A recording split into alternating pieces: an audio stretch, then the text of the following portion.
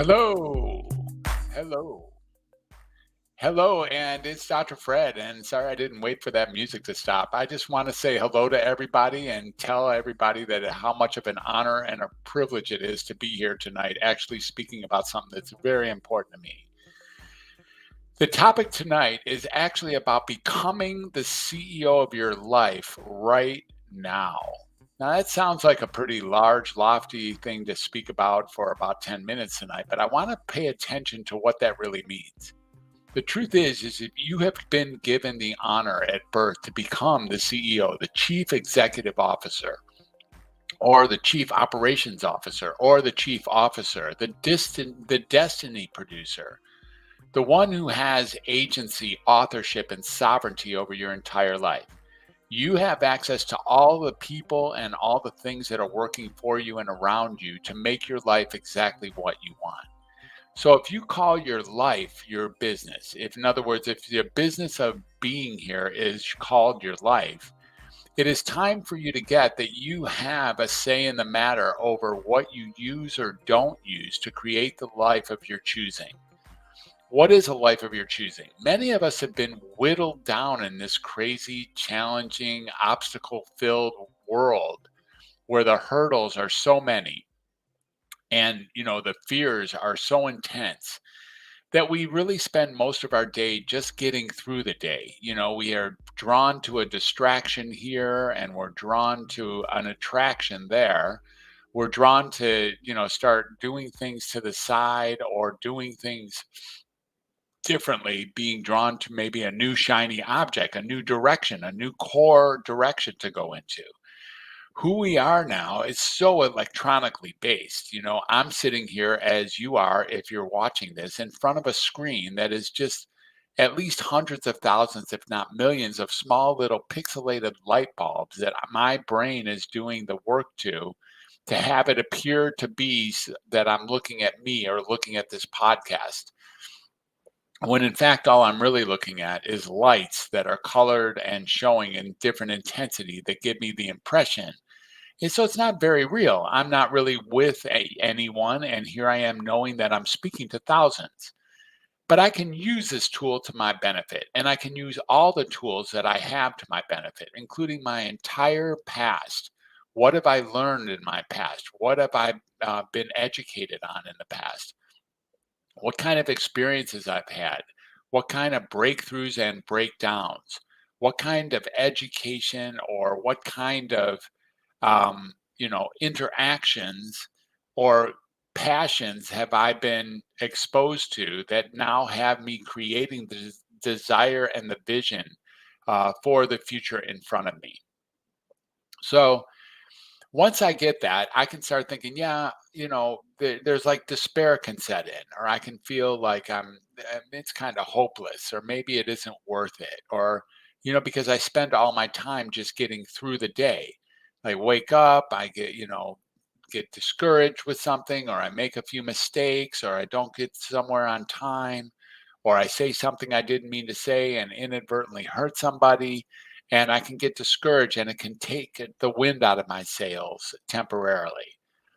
What this show is about, however, is having you see that it is temporary, that in fact you have an opportunity to step in and be the CEO of your life. You have an opportunity to step in and decide what goes where and when it goes there. You really know a lot more about how to create what's in front of you than you give yourself credit for. Many of us, if you've heard other podcasts that I've had before, choose, for instance, not to say what's important to us because we're afraid that we'll be disregarded or dismissed or discharged or disappointing in some way. And so we don't really say what we mean. In some really, extreme cases, we actually say things that we don't mean. And so we can't really make ground if we're not going to be authentic with ourselves. So at the core of becoming the CEO is to have what the coaches all say, what the mentors all say is a business model. What is the business model of your life? Like if you were unadulterated, if there was nobody and nothing in your way, if you didn't have the fears you have of rustling feathers or being disenfranchised, how would you create this life of yours? What would you do with that life? It's the same thing you would have done when you were younger. That's how you're going to discover this, is that it's been here the whole time. You've been with this core value system, maybe going all the way back to being a child. You have some things that really do turn you on. You have some things that really do inspire you. And once you put the business model together for what it is that you're creating, sort of, um, the analogy would be creating a multi-million dollar business, international, like a multinational corporation, if that's what you're choosing. Or maybe you're just putting together a flower shop. But whatever you're putting together, you can see what pieces would be necessary and called for in order to make this work. And that's what I'm asking you to consider as the CEO of your business, which is your life. You really do have every tool, and you can enroll other people to be there with you too. You can have people actually come into your world that you inspire into becoming partners, or like think tank partners or mastermind partners, or maybe they're experts in other areas of this business that you're creating, that you could utilize their assistance and offer assistance for the lives that they're creating for themselves. Why do I say that? Because when you take control of your life, when you become the author of your life, when you become the sovereign, um, chief executive officer of your life, one of the things that happens is by taking control and embracing all the aspects of your life, including the setbacks, including the uncomfortable things that can occur, you get to a space where it's you help other people find their true voice as well.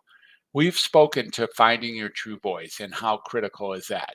And now we're speaking to being creative as we realign ourselves with being the leader of our life. We are the choreographer.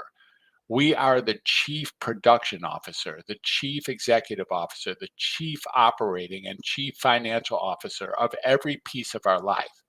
And we can choose which relationships we create with other people and things and circumstances to make that work.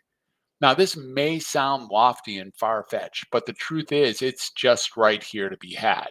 And once you set aside your preconceived notions, your fears, um, and your regrets, and your